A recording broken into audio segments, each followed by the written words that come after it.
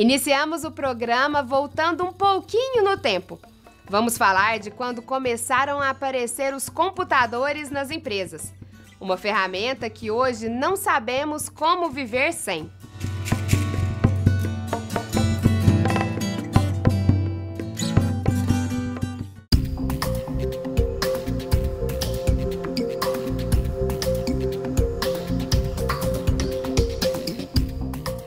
A primeira foi o Peixoto, Armazém Peixoto.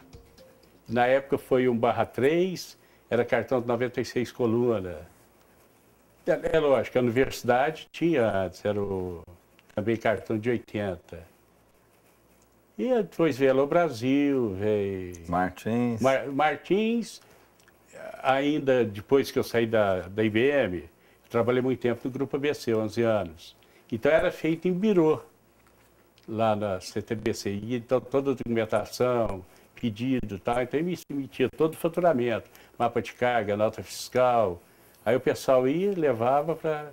Então dependia totalmente do computador da CTBC na época. Sérgio, qual que era a capacidade desses equipamentos quando falavam 1/3, assim, cheio de orgulho? Era insignificante. Você tem a ideia da IBM, a primeira máquina que chegou era um 360, ele tinha memória de 126K. Depois fizeram expansão para 256, quer dizer, 1/4 de mega era a memória principal. E você lembra da área que ocupava esses equipamentos? Ixi, o sistema lá, o 360, ocupava quase um andar. Então era máquina, vamos supor, não existia disso ainda. Cada unidade de fita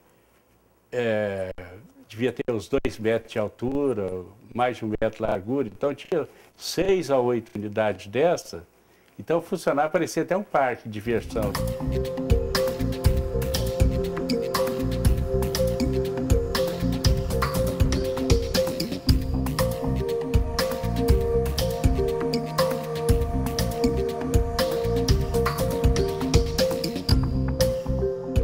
Eu chego em Uberlândia em 1984 para ministrar aulas de BASIC. BASIC era a linguagem que tornava acessível os microcomputadores para a população. Porque até então a gente só tinha computadores de grande porte, que eram os IBMs, que eram aqueles terminais antigos, grandes, umas letrinhas verdes, algo que a gente só fazia uma consulta. Então os primeiros microcomputadores eram uns tecladinhos que a gente ligava numa TV. E foi aí que a coisa começou a acontecer. Rapidamente a gente já vê a criação do CP500. O CP500 era até o computador que a gente ministrava as aulas. E esse CP500 ele tinha 2 drives. O que é o drive? Drive era um equipamento que eu lia um disquete. Um disquete que tinha uma capacidade de armazenamento muito pequena. Se a gente for comparar o que grava um disquete, o que grava um Android hoje, o que grava um computador naquela época, o Android é muito mais poderoso que se bobear o computador que o Peixoto usava em 1984. Escritório de contabilidade sempre usou software logo cedo, porque escritório de contabilidade tinha que fazer muito relatório, né? Quando começaram a aparecer as impressoras, que a gente chamava de impressoras matriciais, que fazia aquele barulho, que soltava aqueles formulários gigantescos, pô, aquilo já era maravilhoso, porque eu era obrigado a pegar um relatório feito à mão, né? Quando eu tenho um relatório impresso, bonito, sem erros. Então, tudo isso é uma evolução que a gente tem passado.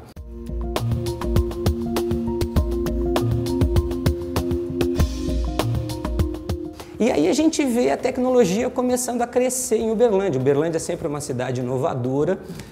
Nós temos o privilégio de ter uma empresa de telecomunicações na nossa cidade. A gente conseguiu ter celular que era algo caro, que a gente pagava para fazer ligação e pagava para receber. A Algar já tinha essa tecnologia. Então, quando a gente começou a ver e-mail no celular, quando a gente começou a ver SMS no celular, isso é tecnologia de Uberlândia. Então, se a gente fizer um olhar para o passado, talvez lá em 1990, se a gente pegasse o poder de computação que Uberlândia tinha, com Martins, com Algar, com a Universidade Federal de Uberlândia, que sempre também foi uma universidade pioneira, que investiu bastante. Tinha mais poder de processamento do que várias capitais do Brasil. Quando a gente olha uma multinacional se estabelecendo em Uberlândia para usar a mão de obra local, por quê? Porque aqui a gente tem tudo para dar certo. A gente tem uma companhia telefônica, a gente tem boas universidades, a gente tem qualidade de vida, a gente tem mão de obra boa. Então, assim, a gente tem que olhar para trás, né? Sentir orgulho disso, reconhecer as pessoas que fizeram esse trabalho. Não podia deixar de falar dos primeiros provedores de internet do Brasil, foi de Uberlândia. Então, a internet hoje, que é essencial para o nosso negócio, a gente já fala de internet há muitos anos.